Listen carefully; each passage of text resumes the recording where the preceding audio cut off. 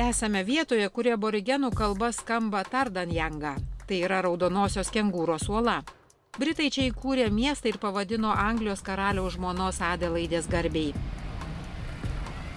O mes esame pačiame miesto centre, Viktorijos aikštėje. Aplinkui teismai, paštas, istorinis iždo pastatas ir katalikų katedra. Taip pat čia yra Australijos aborigenų susitikimo vieta. Čia pirmą kartą šalyje buvo iškelta ne tik Pietų Australijos, bet ir aborigenų vėliava. Čia ir Pietų Australijos premjero darbo vieta.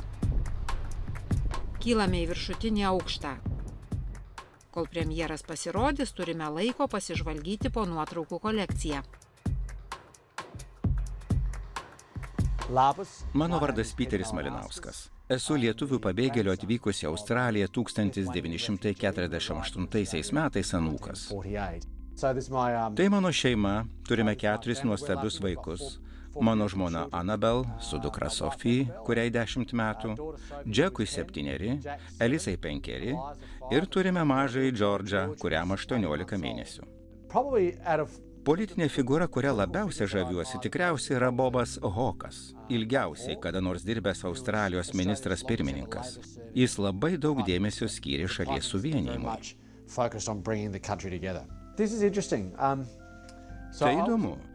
Taigi studijavau Jungtinėse valstijose 2008-aisiais ir Kevinas Rudas, tuometinis Australijos ministras pirmininkas, oficialiai atsiprašė aborigenų apvogtos kartos.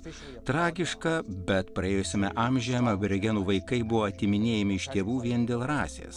Tai buvo tikrai tamsus Australijos istorijos etapas. Tai buvo labai svarbi akimirka. Tuo metu aš buvau Jungtinėse valstijose ir šis atsiprašymas buvo aprašytas New York Times pirmajame puslapyje. Taigi nusipirkau laikraštį ir pažadėjau savo, kad vieną dieną gausiu šio žmogaus parašą. Ir Kevinas Rudas po keliarių metų pasirašė ant šio laikraščio. Nežinau, ar lietuviai žino australiškąjį futbolą, bet tai yra populiariausio sporto Australijoje kamuolys. Čia žiūrimiausias sportas, australiškasis futbolas. Aš jį žaisdavau nelabai gerai. Čia aš sėdžiu ant suoliuko. Tai mano komanda Port Adelaide. Bet čia, Pietų Australijoje, mes pasiekime, kad visos svarbios rungtynės vyktų Adelaidėje.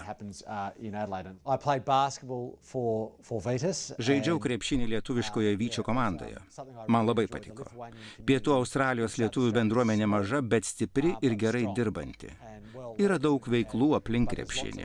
Man patiko žaisti už Vytį, kai buvau jaunas. Piteris Malinauskas gimė Adelaidėje, jo senelis iš tėvo pusės buvo lietuvis, močiutė vengrė.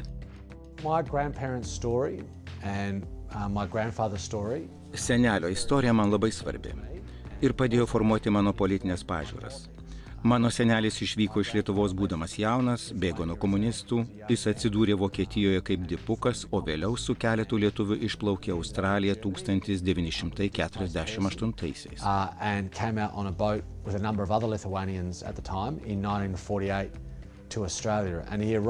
Jis atvyko čia absoliučiai nieko neturėdamas, išskyrus darbo etiką ir aistrą gyventi. Jis mane daug ko išmokė, bet jo gebėjimas išnaudoti visas jam pasitaikiusias galimybės ir kiekvieną progą. Suvokiant, ką komunizmas padarė, ką Rusijos agresija ir komunizmas padarė Baltijos šalims, tai nebejotinai nulėmė ir mano politinės pažiūras. Gal prisimenate ką nors lietuviškai?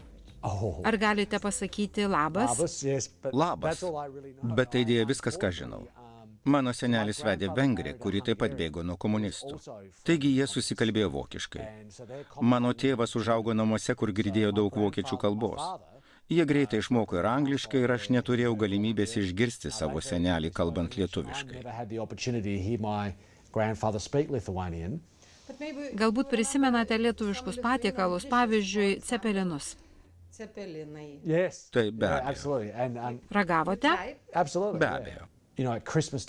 Per Kalėdas laikydavomės tradicijų, taip pat ir per Velykas. Mano senelis prekiavo žuvimi. Taigi dažnai valgydavome lietuviškus žuvies patiekalus. Negalėčiau pasakyti jų pavadinimų, bet atsimenu, kad valgydavau juos vaikystėje.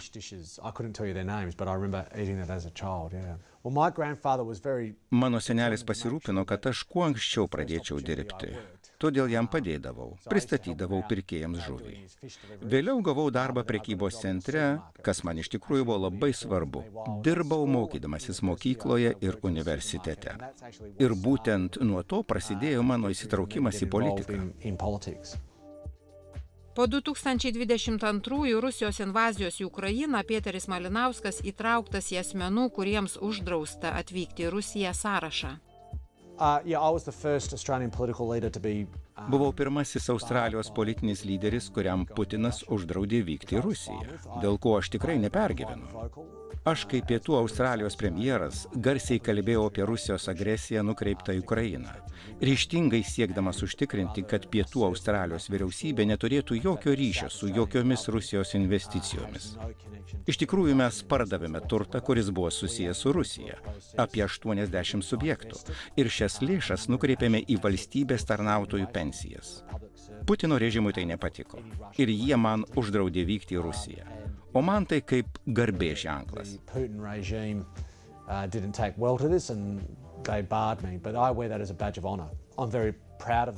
Labai didžiuojuosi tuo, kad mano vyriausybė parėmė Ukrainos pabėgėlius Australijoje.